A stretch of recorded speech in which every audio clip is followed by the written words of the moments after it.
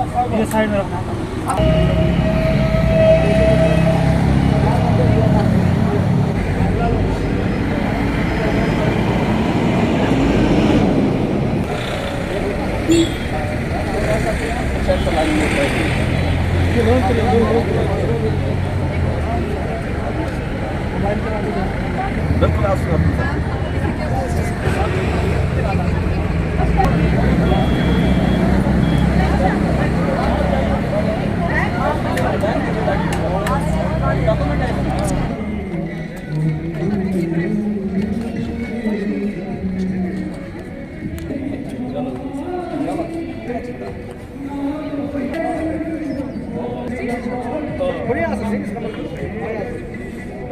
उसके पास बैठा था शाम घर में लेट आउट में कैसे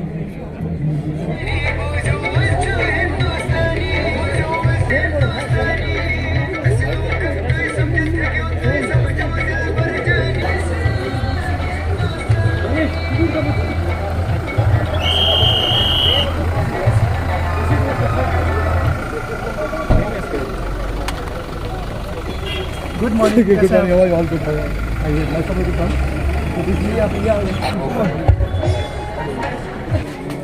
like last time you put all these in different spaces ठीक है तो बेटा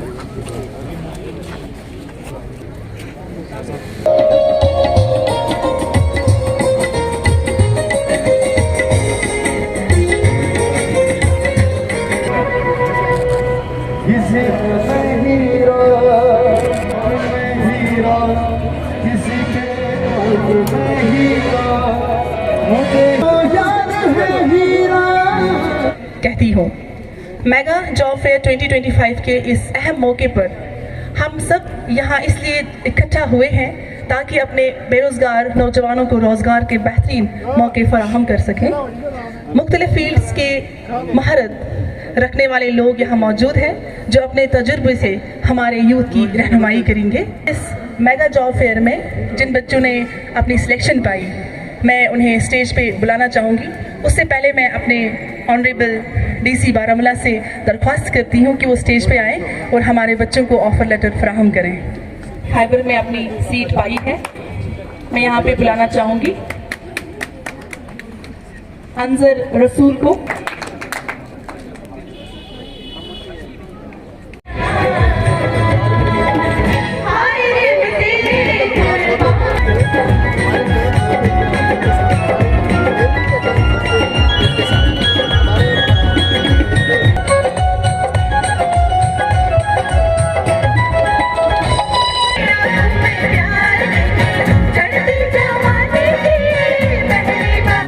Congratulations, Mr. Mudassir.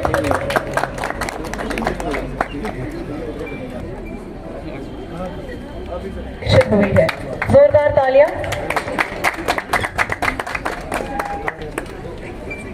करें और अपने बेसिकली जो हमारी टाइगर डिव है उसने एक मेगा जॉब फेयर किया था।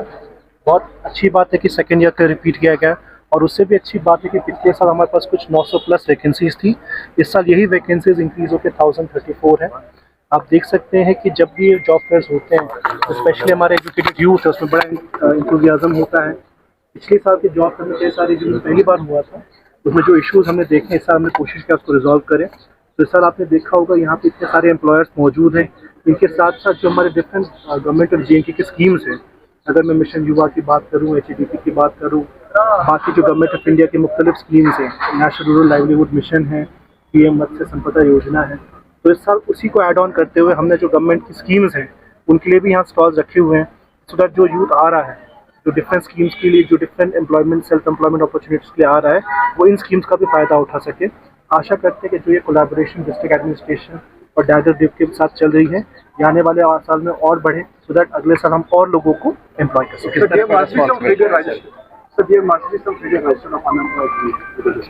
So how do you such those numbers reduce? देखिए, as you observe well aware, जो number of self-employed जो आप कह सकते हैं जो unemployed youth है, especially आपने देखा था recently JNK has a very high number of unemployed. So the major issue is now to the government, जैसा आपको पता है जो government services में नौकरियां हैं वो दिन ब दिन कम होती जा रही है। इसलिए गवर्नमेंट आपने देखा होगा last 4-5 years focus is on self employment scheme. अगर एग्रीकल्चर में देखें HADP है, which entire scheme is about providing self employment, जिसमें गवर्नमेंट सब्सिडीज प्रोवाइड कर रही है सो दैट एग्री एंटरप्रेन्योर्स बन पाए। सिमिलरली जो अभी रिसेंटली गवर्नमेंट ऑफ JNK का एक फ्लैगशिप स्कीम है मिशन युवा में जो हमने पिछले 2-3 महीने से आपने देखा होगा हर गांव में हर वार्ड में जा रहे थे, वो यही सेंसस करने की कोशिश करते कितने अनएम्प्लॉयड यूथ हमारे पास अवेलेबल है और उनको क्या क्या चीज़ करने की ज़रूरत है। सिमिलरली जब भी हम मेगा जॉब फेयर करते हैं या डिफरेंट स्कीम्स हम लाते हैं, हमारा पहला फोकस होता है कि हम इसमें स्पेशल यूथ को अट्रैक्ट कर पाएँ। जैसे ये मेगा जॉब फेयर है, इसमें आपने देखा होगा 1000+ यूथ आएंगे, 3-4,000 यूथ सेंसिटाइज अवेयर हुए होंगे। जैसे ये जॉब फेयर होते रहेंगे तो इसमें बेसिकली हम कोशिश करेंगे कि और यूथ को जोड़े सो दैट जो नंबर है अनएम्प्लॉयड यूथ को कम हो जाए। पहले मैं डिस्ट्रिक्ट एडमिनिस्ट्रेशन को और जो ये टाइगर डिवीज़न बारामूला है इनको मैं दिल की उम्मीद गहराइयों से मुबारकबाद देता हूँ कि उनका ये बहुत ही एक खुशगवार और बहुत ही अच्छा और एक टाइमली एक ज़रूरत के हिसाब से एक इनिशिएटिव है। ये यहाँ सिर्फ लोगों को अपॉर्चुनिटीज़ प्रोवाइड नहीं करते हैं बल्कि लोगों की जवानों की काउंसलिंग भी कर रहे हैं। जब तक हमारे नौजवान इस तरह के इनिशिएटिव्स का हिस्सा नहीं बनेंगे, इसके लिए ख़ुद को तैयार नहीं करेंगे ज़हनी तौर भी जिस्मानी तौर भी, तब तक हमारे जो मसाइल हैं अनएम्प्लॉयमेंट के और अनएम्प्लॉयमेंट के साथ फिर जो मुश्किलात और जो दुश्वारियाँ पेश आती हैं एक फ़र्द की हैसियत से और एक कौम की हैसियत से, उनमें कमी वाक़ा रूनुमा नहीं हो सकती है। तो ये सबको इकट्ठे चलना है।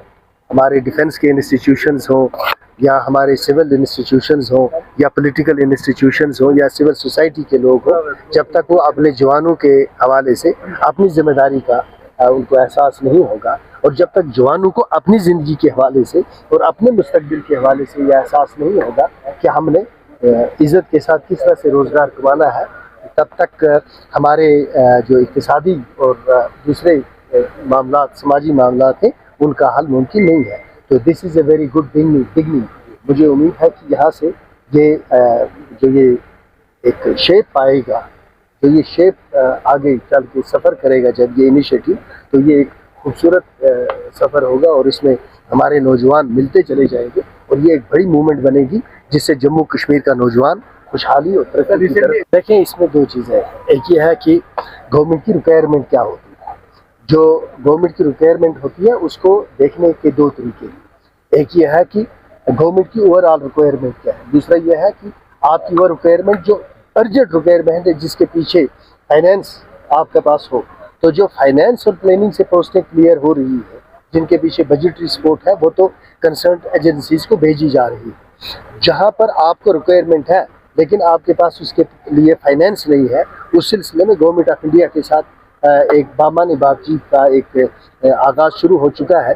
हमें उम्मीद है कि जब स्टेटहुड बहाल होगा उसके साथ जब प्राइम मिनिस्टर साहब ऐलान करेंगे तो हमें उम्मीद है कि उसमें एम्प्लॉयमेंट का इशू को भी एड्रेस किया जाएगा और डेली वेजेस के इशू को भी एड्रेस। साहब को उमर साहब से जाके मिल लेना चाहिए। ये प्रेस के जरिए क्या मसला है? दो बड़े लीडर हैं, टावरिंग लीडर हैं। उमर साहब जम्मू कश्मीर के लीडर हैं, रोहला साहब भी कोई छोटे लीडर नहीं है। बजाय इसके कि मजहब यार की क्या जरूरत है? They can sit together and talk about it and they should sit together and talk about it. इसमें कौन सा बड़ा इशू है? गर्ज करे कि यार एमएलए रिजाइन कर यार वो बड़े एमएलए इतना बेवकूफ नहीं होता। एमएलए बनते बनते पापड़ बेलने पड़ते हैं। ऐसा कोई एमएलए नहीं होगा जो अपनी कौम के जज्बात के साथ, उनके एहसासात के साथ, उनकी उस मेहनत को नज़रअंदाज करके धोखा देगा तो जाएगा कहाँ? आखिर कहीं जवाब तो देना है, उधर भी देना है और इधर भी देना है। ऐसा मुमकिन ही नहीं। अपने वादों पर खड़े नहीं हुए, इसलिए वो आप बेईमानी कर रहे हैं। क्योंकि उनकी नज़र में अगर ऐसा पैसे एक आदमी आपको नेशनल कॉन्फ्रेंस में से नहीं निकलता हुआ नजर आएगा, मार तो सकता है नेशनल कॉन्फ्रेंस का एमएलए, पर वो डिफेक्शन नहीं कर सकता। This is place it on record. A national conference MLA can die, but trust me, nobody will leave this. सजादों ने भी कल इल्जाम लगाया कि उनको कभी समझ नहीं आएगा। He'll never understand it. क्योंकि जो आदमी अंडरस्टैंड करना ना चाहे उसको किस तरह समझाए? कहते हैं अगर सोया हुआ उसको जगाया जा सकता है, जो जागता है उसको क्या करें? सजाद साहब का अपना एक मकसद है। उन्होंने तो नैरेटिव चेंज कर दिया। जो नैरेटिव कहीं और होना चाहिए था, उन्होंने उसका टारगेट नेशनल कॉन्फ्रेंस को बना दिया। पीडीपी को टारगेट कहीं और करना चाहिए था, नैरेटिव नेशनल कॉन्फ्रेंस है, तो वो नहीं चाहते हैं कि ये भारतीय जनता पार्टी की तरफ उंगली उठे। उनकी ख्वाहिश ये है कि नेशनल कॉन्फ्रेंस इसमें कंज्यूम हो, और वो इसीलिए उनको इस्तेमाल किया जा रहा है ताकि नेशनल कॉन्फ्रेंस को कमज़ोर करें और उसमें उनको कोई स्पेस मिले। इस तरह नेशनल कॉन्फ्रेंस कमज़ोर नहीं है। प्राइम मिनिस्टर साहब के बारे में मैं कभी कोई कमेंट नहीं करूँगा। Thank you very much.